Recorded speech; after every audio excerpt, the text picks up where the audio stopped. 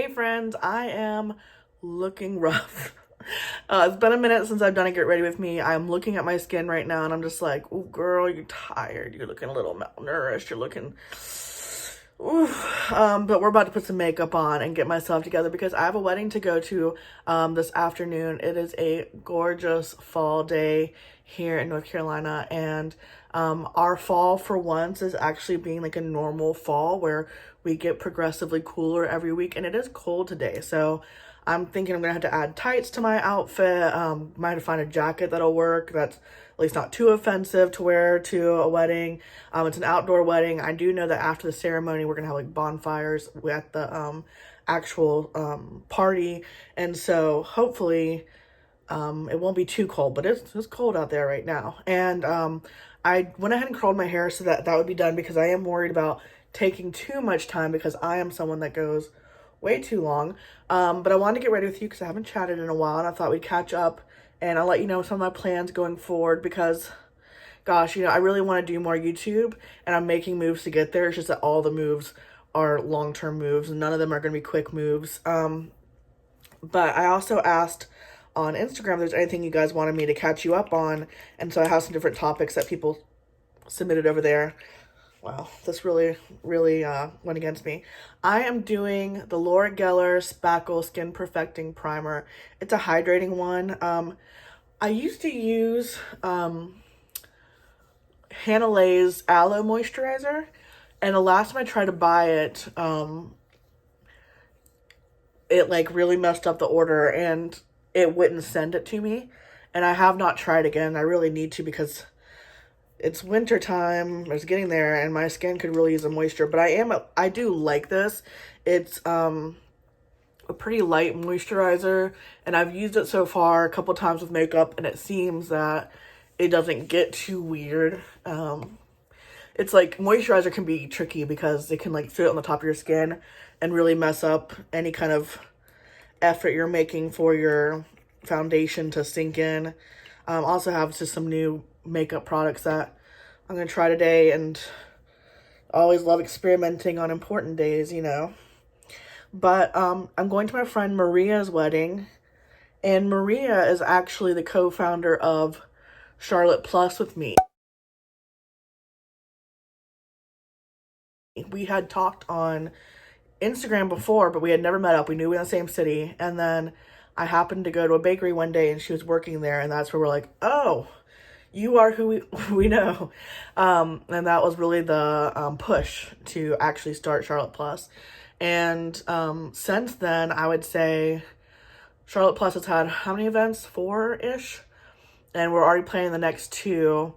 And me and Maria have obviously become friends, and there's some other girls who come to almost all the events that I've also become closer with. And so obviously it's Maria's wedding, but there's 3 other girls from Charlotte Plus that are also attending that I've become friends with, so it should be a really fun time. All right. And if you don't know, Charlotte Plus is like a plus size social group that me and Maria started in Charlotte, North Carolina. And we try to have events every month, although October, November did not happen because life got extremely busy. But we're planning one for December, and we're planning one right now for early February. And they're what I would call like stuff you'd want to do not alone, but also is really kind of hard to do if you don't have a friend group. So like we had a sex and relationships chat at a local bakery, which was really fun. So we called it like treats and talk. And then we've gone to a brewery's market night. We went and painted pottery. We're gonna have some other fun stuff coming up that includes photography, because a lot of the people who come have never been photographed before professionally and they're interested in that. So a lot of fun things coming up with that. If you're in the area or in driving distance, you might want to follow us on Instagram. We're at clt.plus, Charlotte Plus. All right, I'm trying this. TikTok convinced me. I literally watched one TikTok and it convinced me, which is really dangerous to say how easily I'm persuaded. So Tom Ford Soft Matte Foundation. It is much more liquidy than I'm used to. I will also say it's not, I'm used to thicker foundations that cover a good bit, but I actually find the coverage on this pretty nice, and I like the way it looks on my skin. I've only used it probably 3 times though so far, so we'll see how it goes today. So one of the topics that multiple people asked me about, I have a lot of people that are also teachers that follow me. And so a couple of them were asking how teaching is going now that we're back in person. And some of them are saying like it's not going well for them. And just wanted to check in to see how that is, because if you didn't know, with the pandy, I guess you're not allowed to say that word on YouTube, who knows? Most of us, a lot of us taught online this last year. A lot of the teachers K through 12 did not have that luxury. And let me say, teachers K through 12, just, I cannot imagine what you guys have been through, because there just seems to be a lot less stability in place and absolutely low amount of resources. I mean, can barely be sick, cannot be sick, cannot take a day off, cannot anything, because so much shortage. And I think we're seeing that in higher education too. So I work in higher ed, college students, etc. We're seeing that here too. I think in general, the pandemic has convinced a lot of people that maybe they're willing to make a change in their career, and or it also set a lot of people off to early retirement. And because the pandemic has hit a lot of people financially, I mean, my university was online for a full year. That means no people living on campus, no income from campus events, no people buying stuff at the bookstore every day, and all that stuff. So like financially, it was a big hit to not have that. And so, you know, we're losing people. People are either quitting the career field or retiring, and we're not having the means to replace them. And so everyone's additionally strapped. Meanwhile, universities' ways of resolving the problem, aka need more money, is to let in more students with less resources than we had pre-pandemic.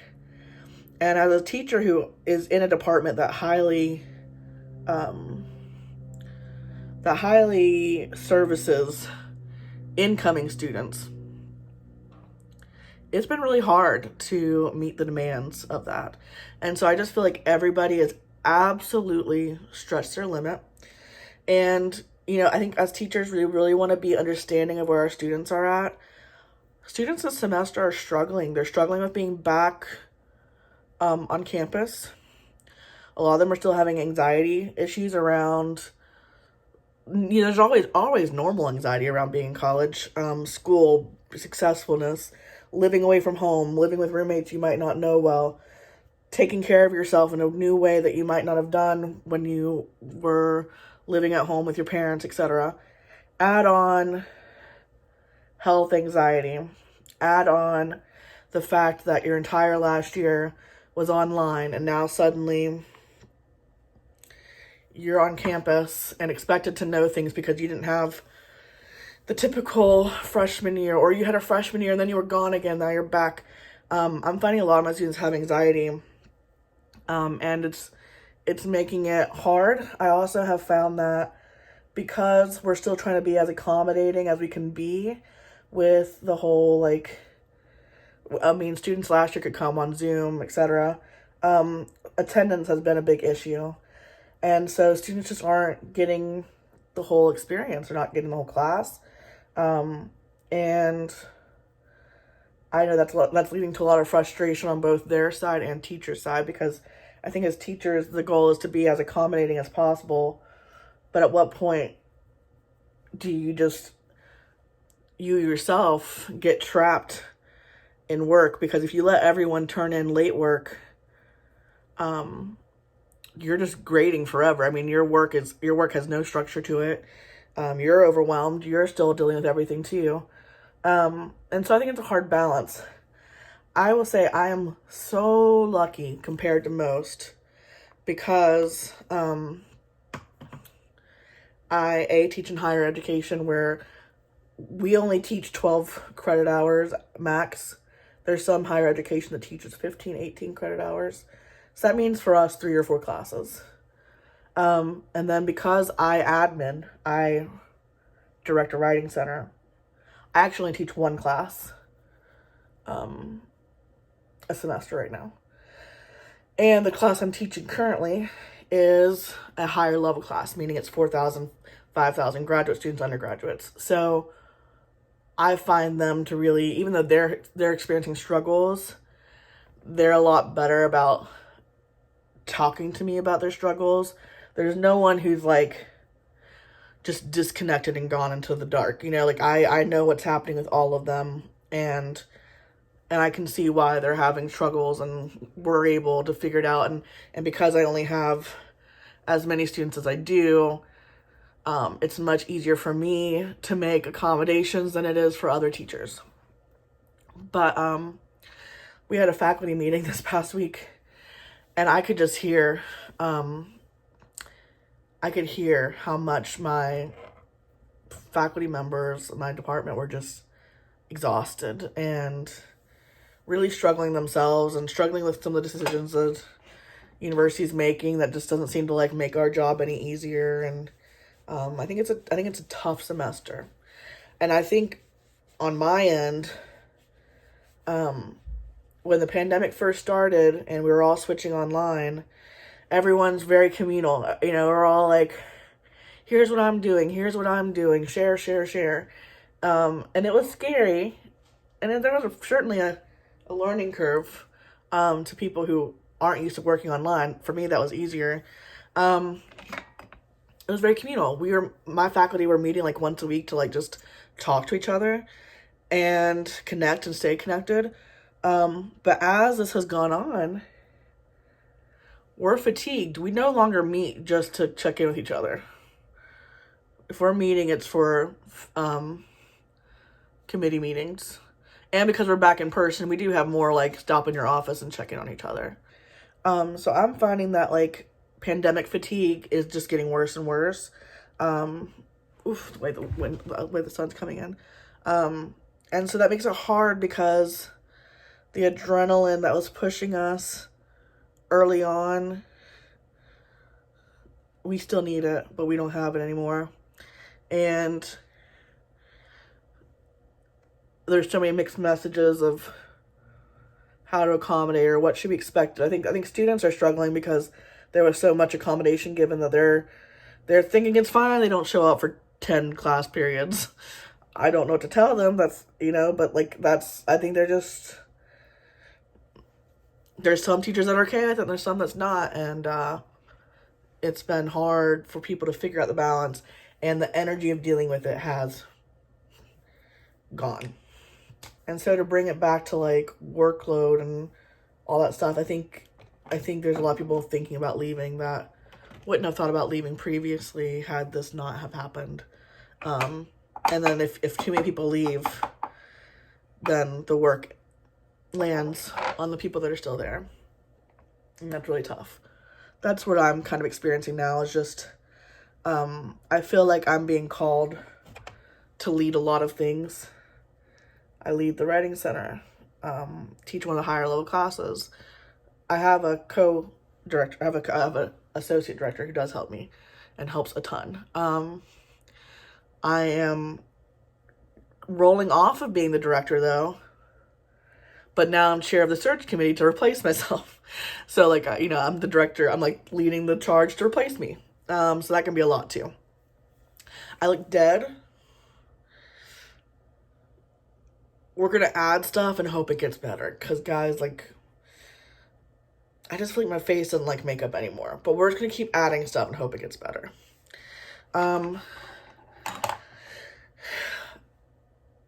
So work feels a little bit doom and gloom at the moment. I will say I am, again, shifting to not be a director of a center anymore. And what that means is that I'll go back to being a full-time teacher in my department. I'm not losing my job. My main contract is actually to be a teacher. I just have taken on additional work besides that. And so part of me is excited about that because I'll be able to like teach my classes 2 or 3 days a week. And then Other days, I'll obviously have things like grading and research and professional development, but I'll also just have more free time over my time. And so if I want to do more when it comes to social media stuff, I will hopefully have more flexibility in my schedule to do it. Also, like right now, literally once a week, something happens where like I need to hop on my tutoring Zoom thing at like 8 p.m. and tutor something, or I get disrupted all the time with tutoring concerns after hours.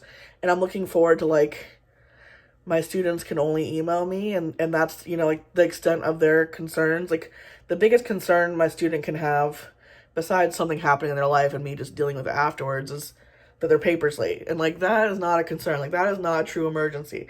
And so I'm looking forward to that. And having less responsibility. I mean, I manage a staff of 30. It's a lot. I'm excited to not do that anymore. I've been doing it now for 3.5 years, and I was associate director before then. And I'm like, the amount of delegation, the amount of everything is a lot, and I don't mind doing those things. I like those things. I think I'm strong at those things. That's why I like Charlotte Plus and all that. I think I would just like to do them with. Let me try to move my chair. That could be better. I would like to do them with topics that I actually want to do versus work stuff, doing it at work. And the person who's going to take over for me, we're able to design the job to be different than mine, and they're going to get paid better, which, you know, I would think that if someone's doing that job, they should be getting better pay than I am. But that does mean I'm taking a pay hit next year, which is a little bit scary. And I just really have to, I'm a single person, so like I rely only on my income, and that's where I'm just making the bet on myself that I'll be able to make it up doing other things, and hopefully that'll be the case. All right, I'm gonna stop looking at this because I feel like I'm like messing up my makeup by doing that. I need to look in the mirror, but again, this sunlight coming in the way it is not helping at all. I do feel like this is definitely going to need some spray at the end to bring some life back in, because it's looking a little dried out. And I've personally been having dry eye issues, which is partially why the skin around my eyes looks so terrible. I have to go see a specialist about it. I did buy myself an eye massager machine out of desperation. And it didn't seem to work. Yesterday's the first day I used it. I used it twice. It was wonderful. Just know I put a bunch of stuff on my face, and then afterwards I scoot stuff away. But I can see like white. I don't know what's happening there. We're just gonna keep it moving and take faith that it'll all come together at the end. Okay. The next thing people wanted to know about was dating. Guys, nothing's been happening. Nothing's been happening with dating. Not a damn thing. Okay, let me talk about this first. Last guy I dated was when? Spring, summer. It's a comedian guy. I think I told you guys about him. Only went on 2 dates. Very nice, just not, you know, of my interest, and that's fine.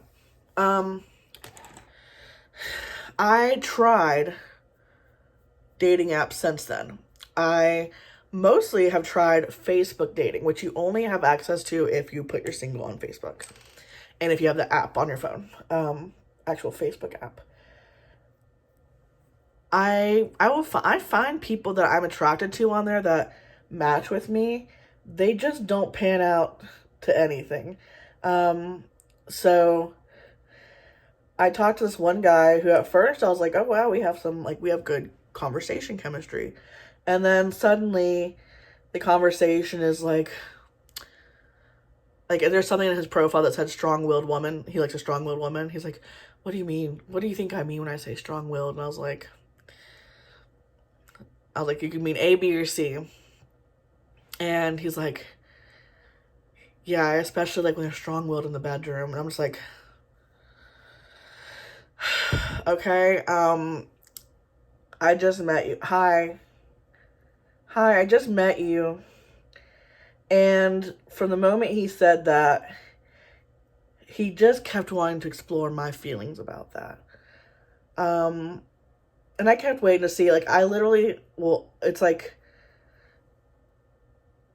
part of me knows that men need to feel like, no, okay, let me, I don't know shit about men. Okay, I don't know anything about men. Part of me thinks that men need to understand there's some kind of sexual attraction. I wouldn't talk to you if there was none, okay? But I don't want them to talk about it all the time, because that means that's what they want. And if you only want to get to know me based on my preferences like that, then you want to get to know a very certain person of me, certain experience of me. And that's not what I'm looking for. So anyways, after a couple back and forths, I just straight up told him I'm not someone that hooks up very quickly with people. And then it was like ghosting. And the thing is, now I'm able to like tell things better. So like, you should know, like, part of me is like, well, duh, if a man brings up sexual topics really fast, that's all he's interested in. But I think I used to tell myself they're just wanting to make sure there's a good connection there. No.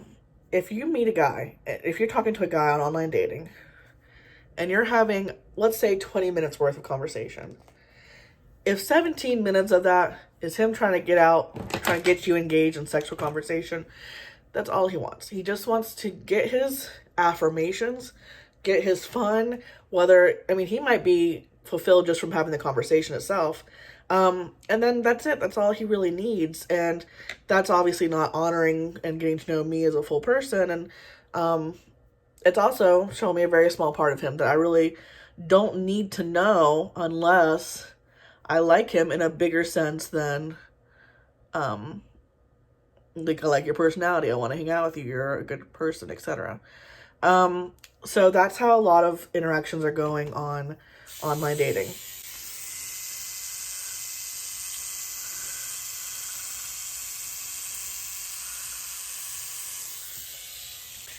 Is, oh, you're cute, down the rabbit hole, and I'm like, this isn't gonna work out. Trying to think if there's any other stories that I got from talking to people. Oh, I just really haven't been interested lately. I will say, sometimes your hormones play into this. I had gotten off of a medication I had been taking during the pandemic that was hormone related, and my sexual feelings, sex drive, etc., like, vanished. No interest.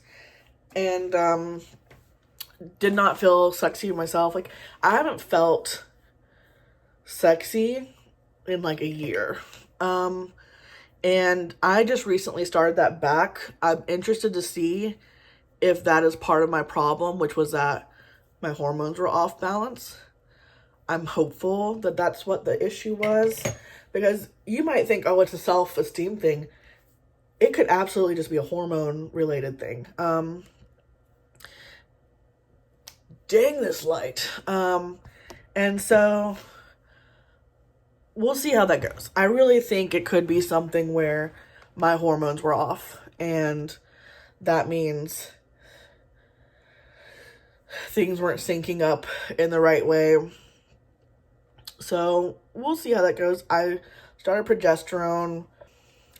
Progesterone's what I take, medroxyprogesterone, and you take it for 14 days and you stop, and it helps your cycle. It's not a birth control, it's a hormone that helps if you have out of balance hormones. And so we'll see what happens when I complete a cycle, and if that really solves some of the issues I'm having. Okay, there's a couple short ones, then some longer ones. One of the short ones is, how am I liking my big fig? Still love it. I really need to do an update video, but like showing off your bed after you've been sleeping on it for 2 years is kind of, I don't know, very letting people in too close. Sometimes it feels like, because I did not use a mattress protector like, you know, I should have. The Big Fig, okay, this is like the stuff I would point out. I love the firmness level because it's firm and it's gonna hold you, but the top part is soft still. And even like the firmness of it, it's just like not making noises when you move. You don't feel like your body's not being held up. You don't feel like you're sinking and it's hard to get off of it. Like, I like that aspect of the firmness. And then also, I don't know, I think the little rosette thingies on the mattress is around like the coils. It's supposed to protect the coils in it. Those to me are the most problematic part of the mattress. And that's because sometimes if you get used to like sleeping up against them, you start pulling, the fabric starts coming upwards and it feels like a little knot. I will say, I think Big Fig's aware of it because I've had a couple people respond to my video about Big Fig saying that that's the part that annoyed them, and Big Fig basically offered them a foam layer that makes it so you don't feel the little rosettes. And I can definitely see in the future, if like I get annoyed by it, I could add a layer, like a topper, just to remove that feeling. Because the mattress itself, I haven't noticed any wear in terms of like, it's not dipping where I sleep, any of that kind of stuff. It's just that sometimes those little rosettes start sticking up, and that can be annoying to feel. The other thing is I sleep on this by myself. So it was just this past month, after 2 years of owning it, that I decided I was worried about sleeping on only one side for so long. So I went ahead and switched it so I was sleeping on the side that doesn't get slept on a lot. And I did notice when I switched it that like it felt firmer. So obviously on the side that I've been sleeping on for 2 years, it felt less like up and stiff. And so it does obviously work its way down a little bit until you're like getting, like, what's the word? It does obviously like change a little bit as it gets warm, because I could feel the difference in how firm it felt. It just like felt when I switched the sides that I was like really sleeping on top of it, whereas the other side I had gotten used to, I was really sleeping in it. And it visually, I can't tell the difference, but now that I've been on the other side for about a month, like, it doesn't feel so rigid. I just think it's like it hadn't had weight on it since I bought it, because I always slept on the same side. And even the times I had people that came over that like slept on the other side, they only slept on it for like a night or two, you know, they never like worked it in. So that's my thought on that. I love it. I don't see me changing it anytime soon. I would say if they're going to do anything to edit it, I would change a little rosette pattern thingy. I could imagine myself eventually getting a king size one if I ever move into a house that has more room for it.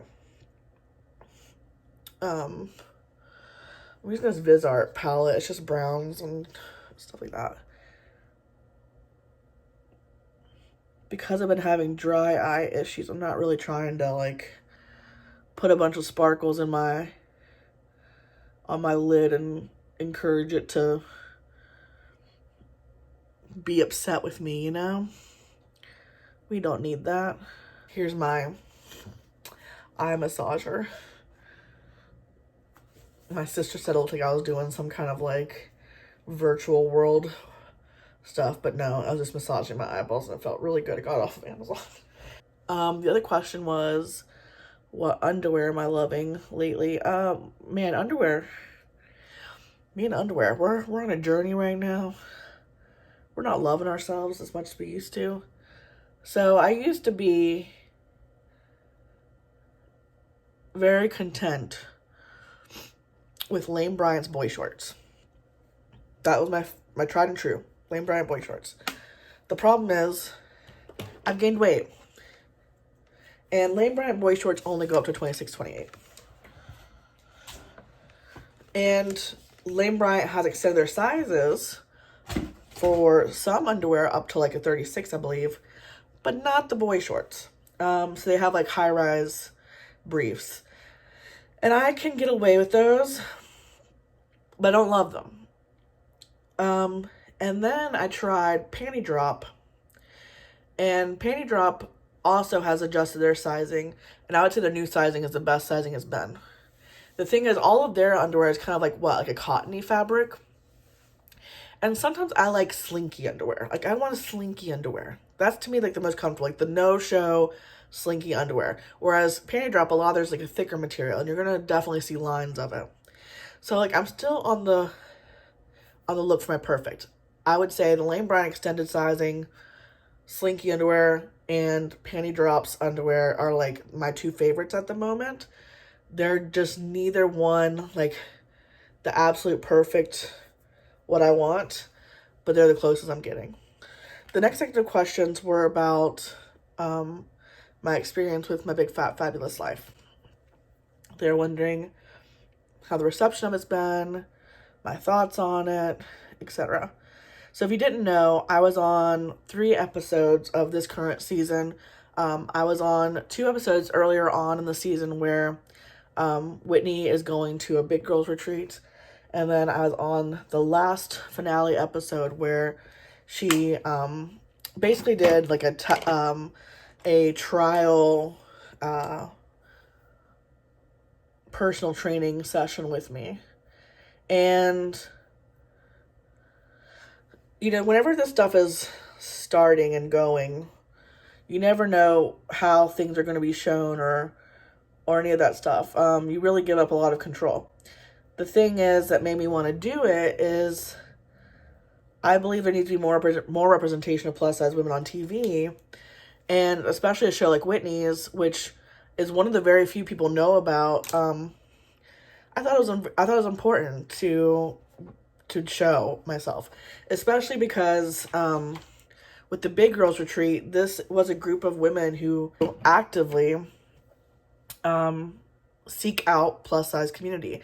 And I think that's important to show. I think a lot of people don't realize that you don't have to be the only fat friend, and that there is plus size community out there, and that there's something to be gained from plus size community. And I think that's probably something we all understand because we seek it out online, and we understand the benefit of like listening to other plus size women about their lives. But because the show features her, and she has a set of friends, but only one of her friends identifies as plus size, there's, you know, it's really mostly her perspective. And so I was excited to show more, you know, on my side. Whitney, I found out about her because my sister watched her show, and this was years ago, obviously. And even though I had been blogging at that time about plus size fashion and going to Full Figured Fashion Week and all kinds of stuff, like, it didn't resonate like her show did for my sister, you know. And so I've always appreciated that she has opened a space and a conversation about plus size stuff. The reception has been great on my end. So the people that have contacted me, having seen the episodes, have been very nice. They've, you know, I've had people tell me that it felt so good and validating to hear another person say something that they've experienced. People felt like I represented plus size women well. That all made me very happy.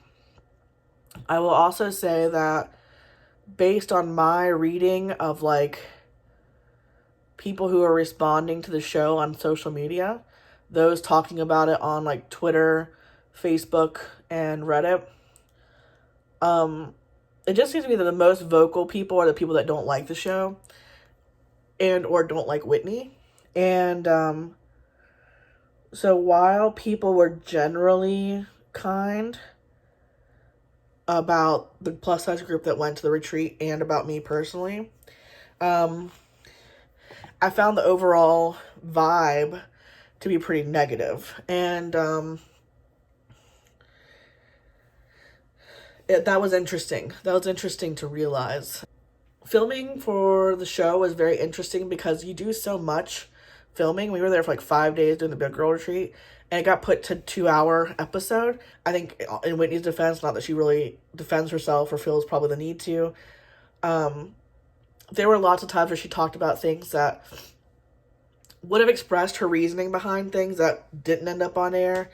The thing you didn't see that I thought was really fun was we did get massages. Like, you didn't get to see our individual photo shoots. We all had individual photo shoots. We all got massages. And then one thing that happened that was not filmed was we were all at the hot tub, and not all of us, but some of us were at the hot tub, and a possum came up and was not scared of us at all. And we all were trying to run, but like I literally could not get my legs out of the hot tub fast enough. And Ashley C. and Josie abandoned me, but Annette stayed. She stayed right next to me and helped me get out of that hot tub until I got back in the house from that possum. So we had a lot of fun. I got really close. I already knew some of the girls from Fat Camp, but I got a lot closer, especially to Ashley, because even though we've hung out multiple times, that was the first time we hung out to that degree. So I definitely walked away with a close relationship with her, which was super great. Probably the weirdest thing that happened from all of it was people at my dad's business pulling up pictures of me on their phone, being like, was this Becky? That's what my dad calls me. Was this Becky on this show? And that was a little bit like too close to home, and people from high school and like middle school that I knew had seen it, and that was interesting. But then at the same time, like, it really felt like not life altering at all. There was plenty of people that didn't know anything about it, and I just kept working, and no one knew I was on TV, and that was kind of cool too. I liked that. Okay, so I think now that I'm almost done, I'm gonna try a little bit more concealer here and here, and we're gonna hope that doesn't like overkill it. I'm gonna try this one, which is from It Cosmetics. Of course, it's very brightening now, and I'm probably gonna go over it with something else. Maybe I should have used this from the beginning instead of Shape Tape.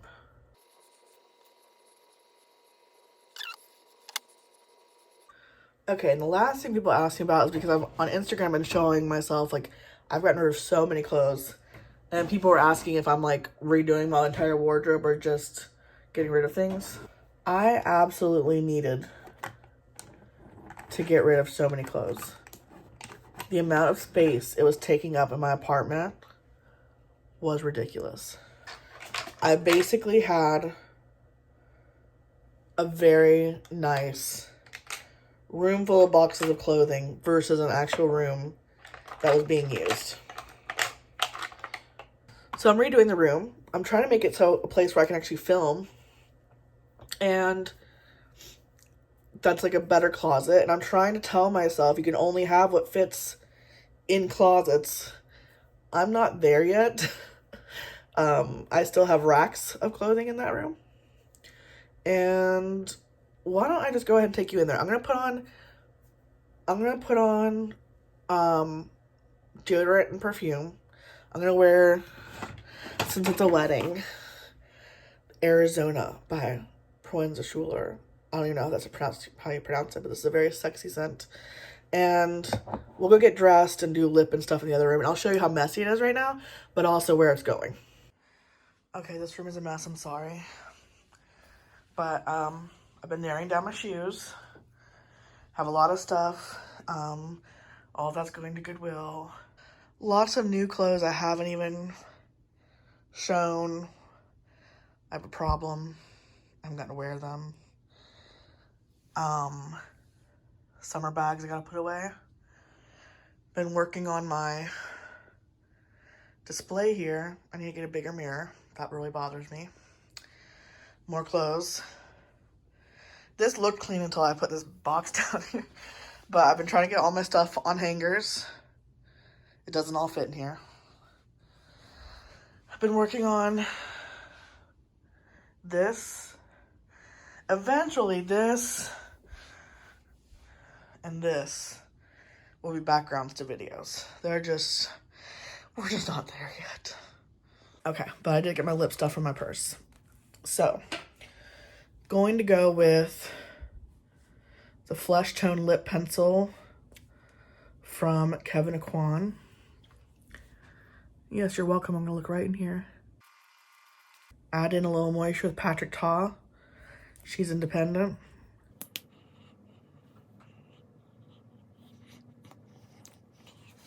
It's a very brown, flesh toned.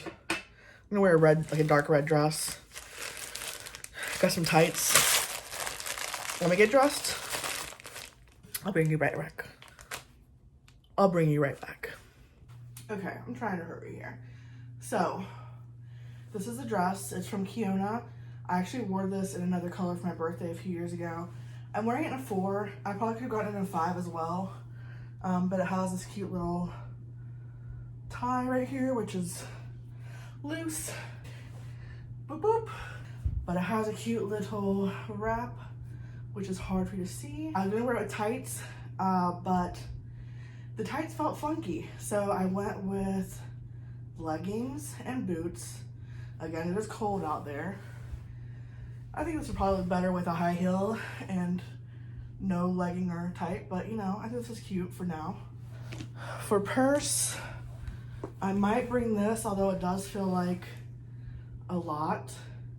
I might also just bring a black purse, but I don't have like a small black purse. I have like a cross the body big old purse.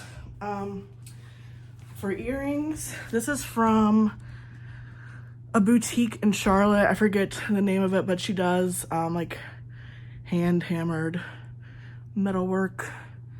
That's that. Hey guys, you know, like these acne scars, should I just go ahead and get them like worked on by a dermatologist? Should I get those like lasered?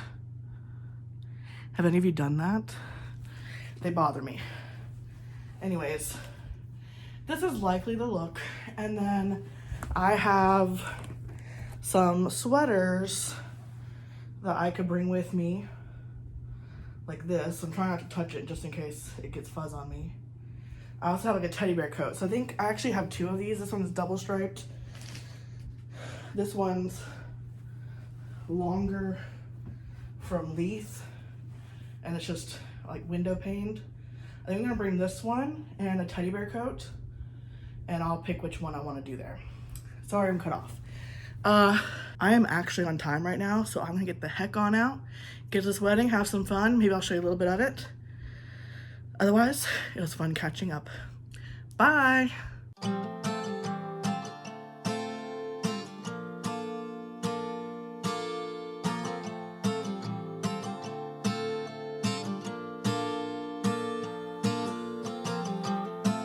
You don't have to be smart. No need to dress up for me to see that you're a good man. You're a good man.